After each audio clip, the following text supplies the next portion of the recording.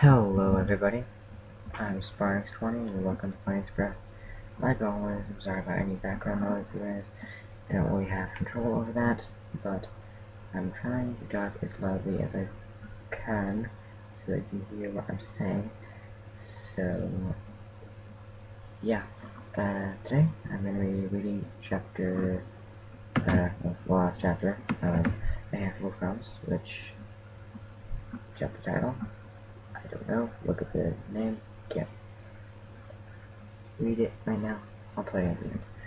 But, I got some updates for you, so stay tuned. One more.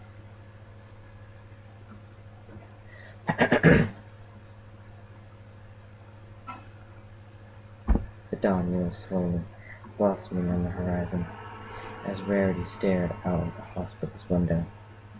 She could still see the twinkling flames of candles floating among the clouds beyond her eyelids. The dull beeps and whirs of the machines holding the thread of life her younger sister clung to echoed in the small room along Rarity's quiet breathing. She watched as life began to stir outside. She watched as life began to stir outside the opaque barrier fused with the rise of Celestia's sun.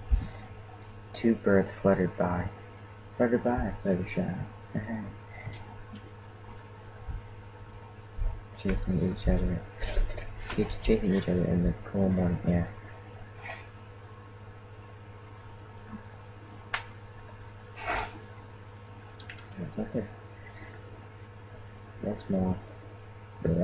Once more a collection of memories gathered in the back of Mary's mind, slowly slipping into her conscious thoughts. Sweetie Belle's sweet singing, the laughter of Fairy's power, spending precious moments with her little sister, even the bitter memories of arguments, screaming and yelling, wanting her freedom from the burden of a younger sibling. She felt sick realizing how horribly close to being free from that burden forever. Okay, let me read that again.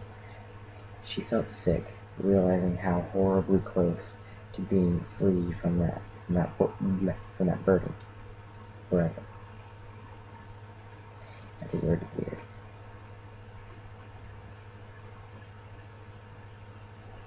She swore to herself to never, ever wish for that ever again. Though she occasionally yearned to be relieved of the stresses of her. She never wished to be free at Sweetie. Rarity's gaze was unbroken as the sun rose higher and higher in the sky, as the day grew later. The entire world was teeming with life outside. The glass boundary, and though she stared intently, she saw none of it, as she was lost in the recesses of her mind. I am not good at reading, I'm sorry. Nurses came in and out of the room. Doctors attempted to cheer up the white man with words of encouragement and assurances of Sweetie Belle's condition, but Rarity could see the lack of emotion in their eyes. It's not that they didn't care. They simply learned to separate themselves from the case when the chances weren't high. The hours, the hours grew longer each day, and time seemed to move slower than honey. And time seemed to move slower than honey. The constant feeling of the unknown, never knowing if Sweetie Belle would wake, made it drag on and on. Rarity felt back to the sisterhood social. After one of the biggest fights with her little sister, Rarity had vowed to never be sisterless again. Goodbye. And Sweetie Belle adopted Applejack as a sister to spite her. Applejack's words still echoed in her mind. Being sisters is like apple pie. That's apple bloom. Fuck.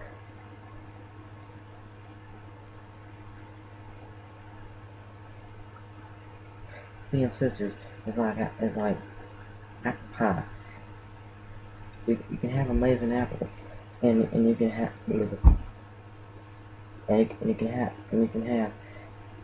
a wonderfully crispy crust, but only together can you have a perfect apple pie. And I can't do Applejack today. It's great.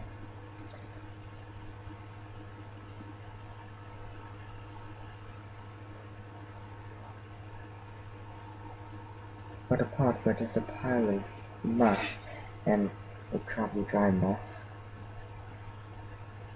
Rarity mumbled to herself. She laughed to herself.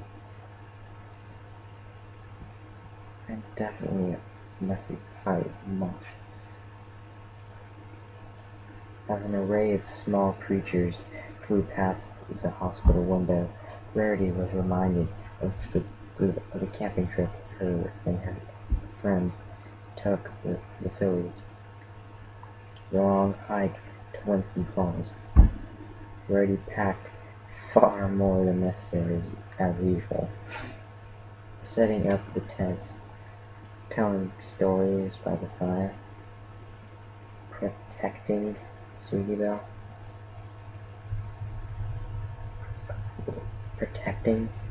from Rainbow's Golden Pony and the Headless Horse stories.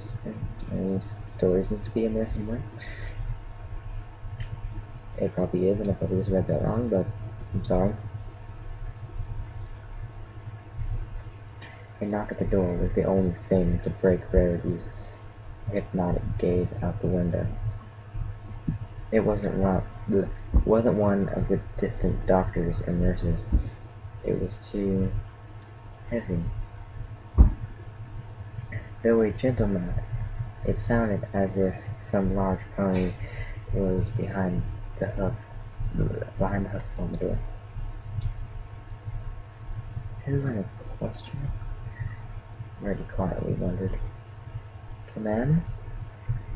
she called gently, as if not to disturb the three lying on the bed. And of course, the pony to walk through the door was one of the last she would ever expect. "Macintosh?" she asked finally. Surely enough, a large red stallion with golden mane and bright green eyes,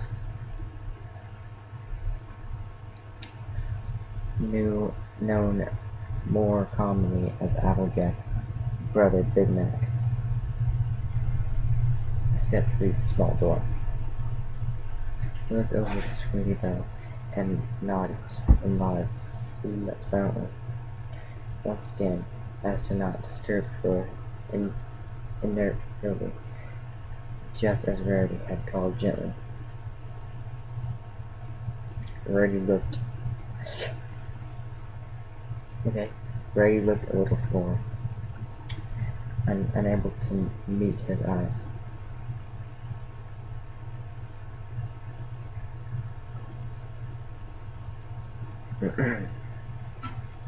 "I don't mean to be rude, but why are you here?" she asked, peeking up for just a moment. His hoof gently touched her chin, softly, encouraging her face, encouraging her to face. Oh my God! Encouraging her to face him. He smiled and turned to pull something out of his bag. Out. Question. How does one store an item in one's back? Pockets, perhaps?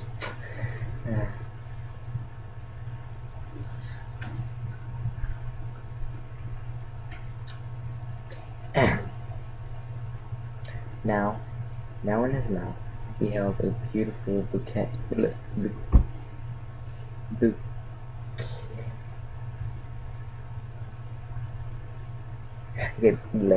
Now in his mouth, he held a beautiful bouquet of white lilies. She gasped. I'm not going to gasp. She gasped in surprise, and he motioned for her to take them, using her magic to levitate them in front of her. She smiled. The sweet blossoms. She smelled the sweet blossoms. She smiled. I cannot eat. Shit. Macintosh. These are beautiful. Here comes a really terrible Big Mac.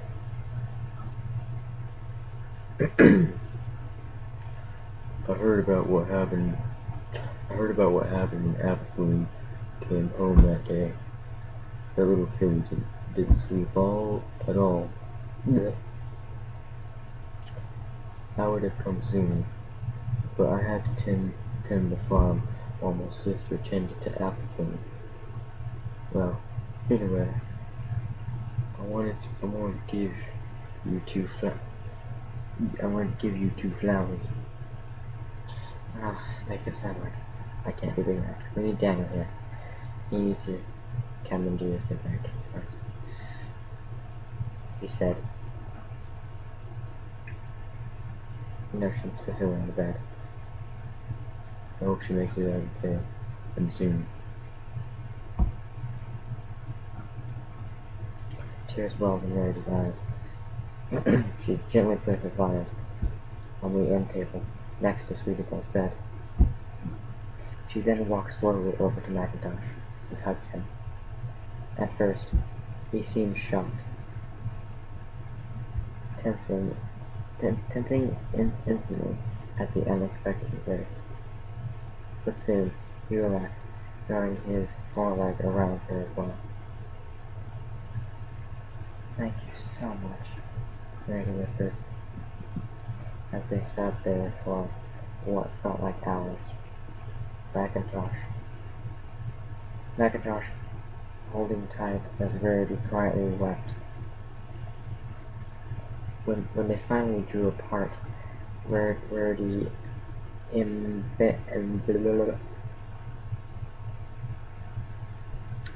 embarrassedly laughed at herself as she wiped the tears from her eyes. I apologize, she began, but he held up a hook to silence her. It's no problem at all, he said gently. She smiled. I can't thank you enough. I'm happy to be there for you, Verity, he replied. With that, he hugged her again. Shortly, before quietly walking out of the door. More tears welled in Verity's eyes as the door shut with a quiet, metallic click.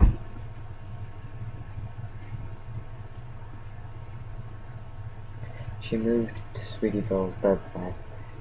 She looked upon her sister's face, still, without any movement, and with her hoof brushed a single spray of hair from her face. A few tears broke free and rolled down her cheeks. Her hoof rested on the bed as she turned, now fixing her gaze on the gorgeous white lilies that lay on the table. They appeared to be a breed she had never before seen. What's it?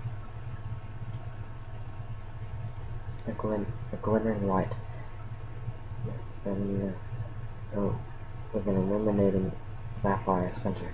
Oh, this is beautiful. Really, really beautiful. Like a rarity yourself. Even the rarity is my least favorite character. I can tell you. And amethyst purple specks along the star point petals. Just seems like really beautiful to me. She quietly wondered where one finds such beautiful blossoms,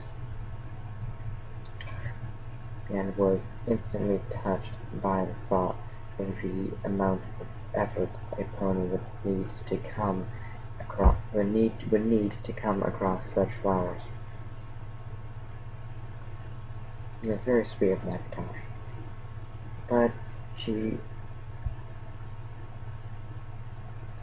but it was very sweet of Macintosh, but she wondered why he would make such an effort for her and her sister.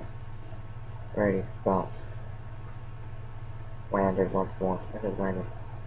Do do do do do do do. It was an odd feeling, waking up. It was like waking up without knowing that you fall asleep. I do it all the time. Only with a strange thing in her nose and all sorts of machines attached to her small body. She squirmed slightly as the bed was sort of uncomfortable. She opened her eyes a little, noticing and instantly recognizing the figure that sat beside her. "Rarity?" Sweetle said gently.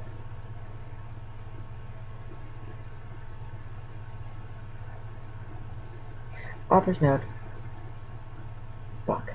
Sorry it took so long, guys. And yeah, sorry it took so long, guys.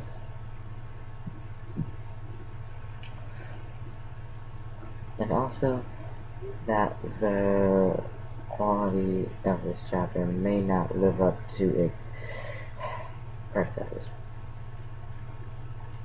Bored writer's block and lack of internet has been a royal pain in the rump.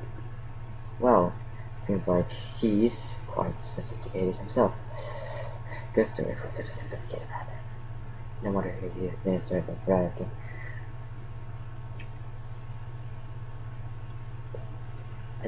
I know it's short and also slightly crap,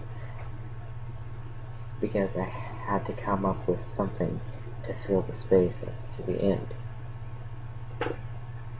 Big Mac appearance as a cameo for the upcoming rewrite of the epic failure that was not a piece of charming. Well, it was not a Prince Charming. Okay. Which is not a Prince Charming. By yours truly. Cute, I've thought myself into being a fan of the rarity. Oh. The overlay. Okay. Cute, I've thought myself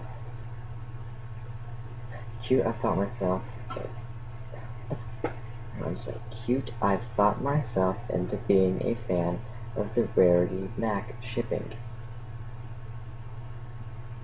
All for now, and even for a handful of crops. And I just want to ask, did anyone get the reference of the title before the chapter? this chapter sort of explains it.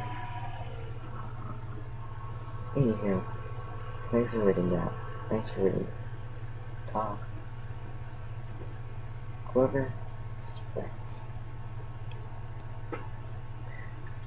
Okay, guys. Oh, let me sit up for a second because I was okay, so that was handful of Crumbs, the last chapter. If you could take chapter for a second.